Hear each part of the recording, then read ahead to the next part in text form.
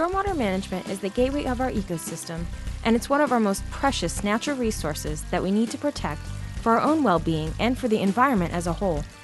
It's hard to imagine, but our everyday activities play a huge role in the quality of our stormwater. As a community, it's important for us to understand why we need to practice good stewardship when it comes to stormwater management.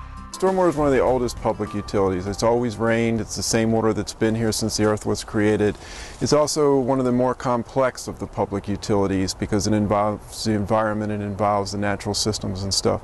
And it's also one that's been neglected probably more than the other ones. Stormwater affects us in many different ways. It affects the community from a public safety perspective, both from flooding, which we saw just a year and a half ago, as well as from contamination. It also affects our open space and our recreation. A lot of people like to swim, canoe, sail, fish, do things in the water, and it all starts with stormwater.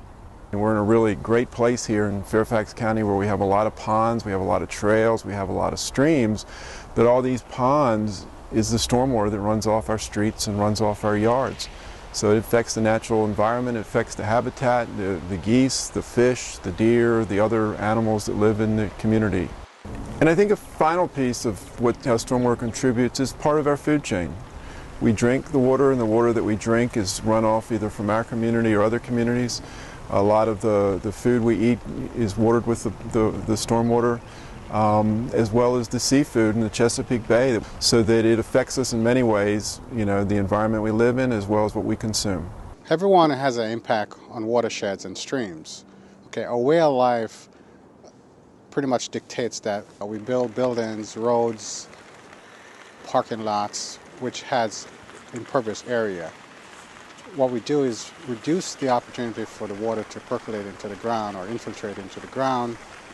Having less porous ground for stormwater to soak into allows extra runoff to pick up and carry pollutants such as litter and chemicals into streams.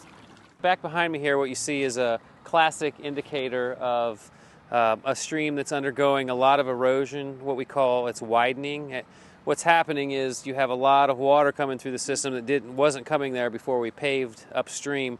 And as a result, this water is carrying a lot of energy, a lot of extra energy, and the stream channel didn't form underneath that much energy. So what's happening is your stream banks are getting eroded, the stream bottom's getting eroded, it's carrying excess sediment away, the channel's getting larger, and as a result, we see this tree is slowly going into the stream, and that's a very classic indicator of a stream that's widening or eroding.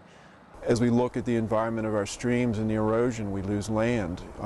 It's possible that if we don't do things to control the erosion, it's possible that houses or structures could eventually be undermined due to the erosion. So it's something that has a big economical impact to us too. The stormwater that waters our food and is used for recreation purposes isn't treated by the sanitary sewer system. Instead, stormwater is carried through a stormwater drainage system, which is a network of structures, channels, and underground pipes that carries stormwater to ponds, lakes, streams, and rivers. The stormwater system is completely separate from the sanitary sewer system. The stormwater system is the water that falls in the form of rain, in the form of snow or ice or sleet or whatever we get. It's the direct runoff. We shouldn't be adding anything to it. The system is a natural system. It's an open system all the way through from our yard all the way down to the Chesapeake Bay. There is no centralized treatment system, there's no mechanical treatment system, there's no chemical treatment system that we can apply to it. The way it gets treated is just through the natural environment.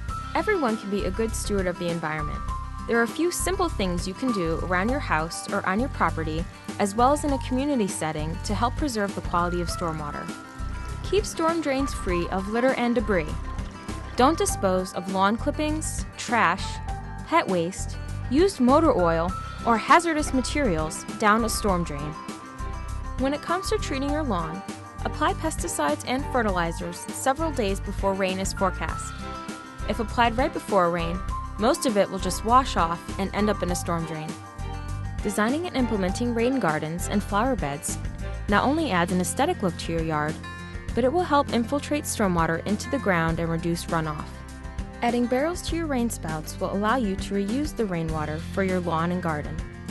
Following these simple tips will help keep our stormwater drainage system free of debris, prevent erosion, and the spread of bacteria in streams and ponds. Even the smallest actions that Fairfax County residents take in their everyday activities will help preserve the quality of our stormwater. For more information on stormwater management, please contact 703-324-5500, TTY 711, or visit fairfaxcounty.gov/DPWES.